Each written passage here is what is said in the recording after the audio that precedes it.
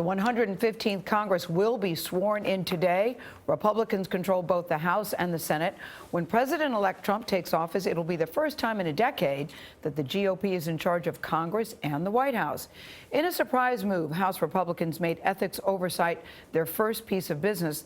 They voted behind closed doors to put the independent watchdog of congressional ethics under the control of a Republican-led committee. Nancy Cordes is on Capitol Hill. She's got details of last night's controversial vote. Nancy, good morning.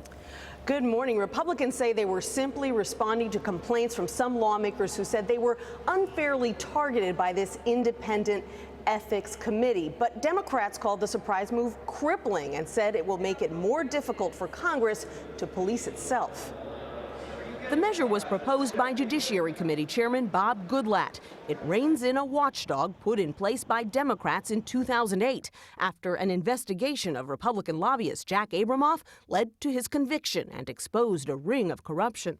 Democratic leader Nancy Pelosi released a statement last night saying Republicans claim they want to drain the swamp, but the amendment Republicans approved tonight would functionally destroy this office. Even House Speaker Paul Ryan spoke out against the measure, which would rename the Office of Congressional Ethics the Office of Congressional Complaint Review, barring it from investigating anonymous tips and giving a separate ethics committee run by lawmakers the power to end any investigation of their colleagues. Republicans are also moving ahead with plans to dismantle Obamacare, holding votes this week on a bill to make it easier to repeal the entire health care law within the next month or so. And we're doing what we promised. Georgia Congressman Doug Collins. What we've seen so much with Obamacare is what's happened is that what sounded good turned out to be a disaster. Democrats say the disaster will be if millions of Americans lose their new insurance.